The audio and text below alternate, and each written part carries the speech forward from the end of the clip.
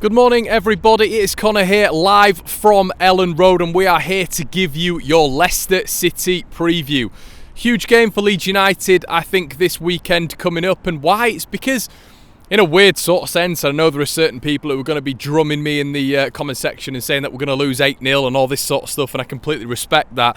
But there's been a lot of people who come on the channel and look at the reviews and look at the debrief and look at other things I do and say, you're massively negative, this, that and the other. But it really is far from the truth. I just try to look at things from a realistic perspective. But from a realistic perspective, I'm looking at this one at the weekend, and I am a little bit positive about this one. You might be saying, Connor, you're absolutely mad, you're mental, we're going to get done, as I'm sure a lot of you are sticking in the comment section. And do you know what? You're probably right. But there is a level of optimism with this one, and the reason I feel that is because it's strange with this Leeds side. I feel against the bottom clubs in this division, you look at your Norwiches, you look at your Watfords, your Southamptons, Burnley, Newcastle. Leeds haven't been great. But then you look at your mid-tier sides, your Everton, your West Ham, your Wolves, and with depleted squads, Leeds have really gone there and into these matches and done a really good job. You look at other sides playing against, Wolverhampton Wanderers. I mean, Wolves earlier on this week beat Everton 2-1. Everton have also been drilled by Watford at the weekend 5-2. You look at Villa. Villa have been beaten by Wolves. Recently, they've been beaten by West Ham, and against those two sides, I know it's not good comparing as we keep saying, but Leeds have done all right, and it's been with an absolutely battered squad. So that does fill me with a level of optimism that against these mid-bracket sides here, we do all right. We genuinely do, and I think the crowd is helping Leeds at home. I think it's hindering us away, and I think that's a massive thing, and I think Leeds fans need to start taking that into consideration when you're looking at some of our away games, because the performance level of some of them has been poor for me over a 90-minute spell, and I would even include Norwich in that. As Brownie was saying, it's not a bad spell for Leeds. Two wins in 5. I think this form table stuff needs to be taken into consideration, that we've played 3 of the bottom 5 in our last 5. I think that really needs to be taken into account. I think a lot of Leeds fans are looking at a form table, seeing that we're 8th, and thinking, why are we in this battle? But when you look at the actual realism of the table, we're 17th, and we're 17th for a reason. We've simply not been good enough. So, as I said, huge game coming up.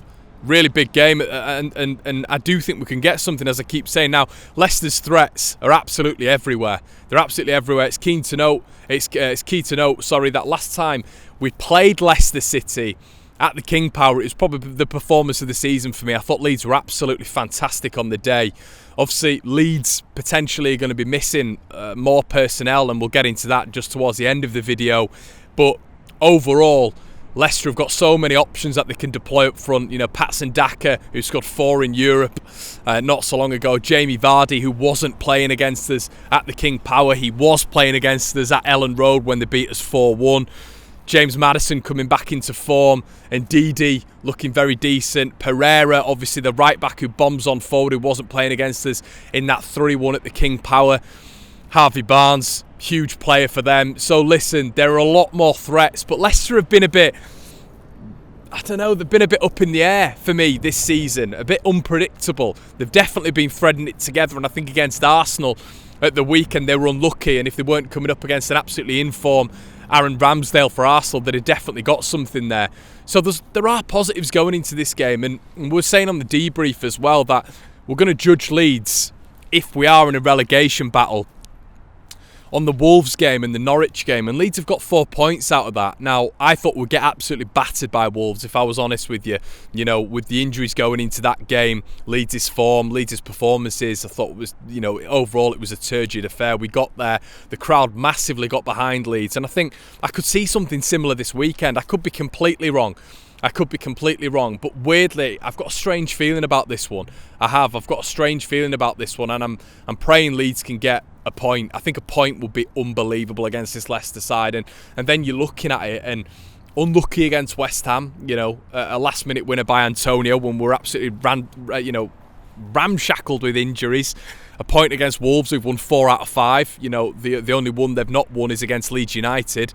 And then a point against Leicester, it'd be a really decent return for Leeds. So if we're able to do that, that would be absolutely fantastic. It's going to be interesting to see what lineup he puts out, and that's going to pull me on to the next point of call, really, which is going to obviously be how many Leeds players are going to be back for this one. Now, I'm recording on the Tuesday. It's the only time I've been able to record this week outside work. Bamford's huge. He is absolutely huge for this Leeds side. The press has been missing. I don't think we've got any system-based forwards in terms of Joe Gelhardt, Roberts, Rodrigo, who do the same things that Patrick Bamford do in terms of stature and looking at another player within the Leeds sort of attacking line in terms of this Leeds squad who maybe has the same attributes as Patrick Bamford. It's someone like Edmondson, but obviously that's never going to come to fruition in this Leeds side. But overall, I don't think we've got that system-based player who matches Bamford. You're not able to go long in a 3-3-1-3 system to a Joe Gelhardt, to a Roberts, to a Rodrigo, to a Greenwood even. And that's what I was talking about on the debrief this week. I think Patrick Bamford and Leeds' recruitment's been completely bizarre because we are solely focused on Bamford because he gives us so much. I think the press is there with these other forwards. I think they can do a job there. But Bamford gives us so much in terms of a battle with, when he battles with centre-backs and when he's able to do the things that our other so-called centre-forwards aren't able to do. So Bamford being back would be absolutely huge. It would be a massive boost. But with or without him, I think we can still do a job, and we've proven that. It would be harder without Patrick. But even if he is fit, would he be 100% match fit to come back into the side? But that is definitely a contentious issue, Patrick Bamford, because we are missing him at this moment in time. The press from the front.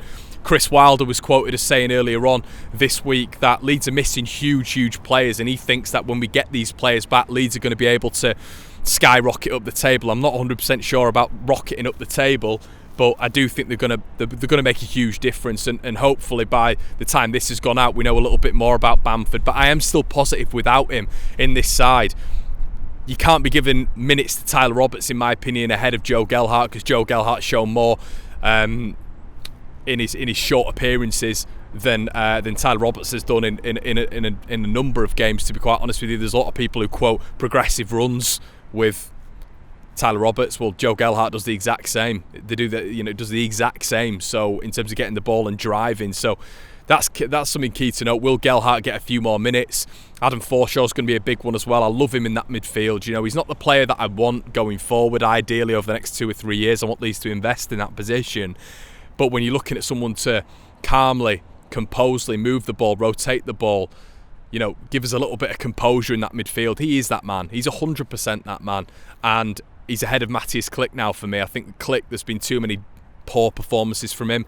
Forshaw's come back in. I think he's done all right. I think he did all right against Norwich. He calmed it down a little bit. And where Leeds can be completely erratic, he is that calm and composed person in that midfield that can hopefully start seeing Leeds be a little bit more influential through that middle.